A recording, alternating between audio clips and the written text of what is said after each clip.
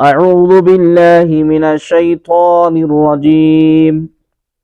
بسم اللہ الرحمن الرحیم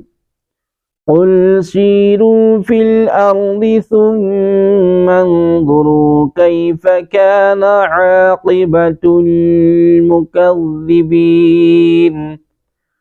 تم فرما دو زمین میں سیر کرو پھر دیکھو کہ جھٹلانے والوں کا کیسا انجام ہوا۔ قل سیروا فی الارض، تم فرما دو زمین میں سیر کرو۔ یہاں سرکار دو عالم نور مجسم صلی اللہ تبارک و تعالی علیہ وآلہ وسلم کو فرمایا گیا کہ اے حبیب صلی اللہ علیہ وسلم، عذاب کا مذاق اڑانے والوں سے فرما دیں کہ جاؤ اور زمین میں سیر کر کے دیکھو کہ جھٹلانے والوں کا کیسا انجام ہوا اور انہوں نے کفر اور تکذیب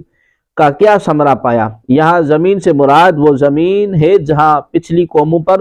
عذاب آیا اور اب تک وہاں ان اجڑی بستیوں کے آثار موجود ہیں، اور سیر کا یہ حکم ترغیب کے لیے ہے نہ کہ وجوب کے لیے۔ اس سے معلوم ہوا کہ خوف الہی پیدا کرنے کے لیے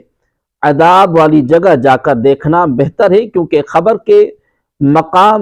خبر کے مقابلے میں مشاہداتی چیز کا اثر زیادہ ہوتا ہے۔ نیز جیسے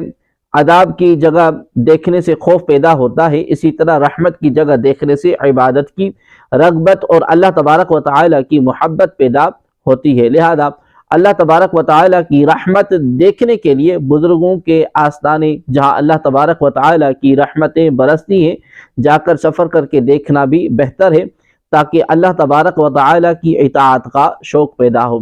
اس آیت سے یہ بھی معلوم ہوا کہ ایمانی قوت حاصل کرنے کے لیے سفر کرنا باعث رحمت ہے، اور اس آیت سے ان لوگوں کا بھی رد ہوتا ہے جو صرف 3 مسجدوں کے علاوہ کسی اور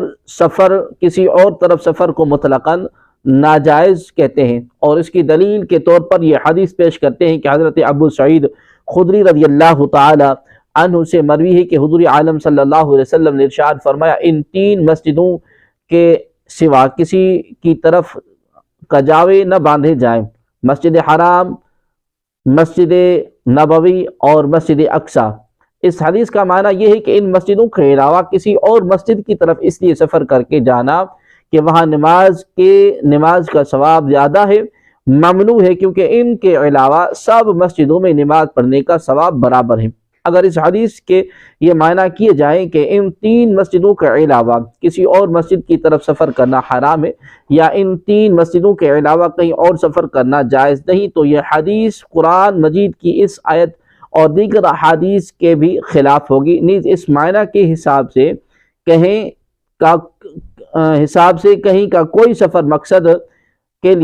کسی مقصد کے لیے جائز نہ ہوگا، مثلا جہاد، طلب علم،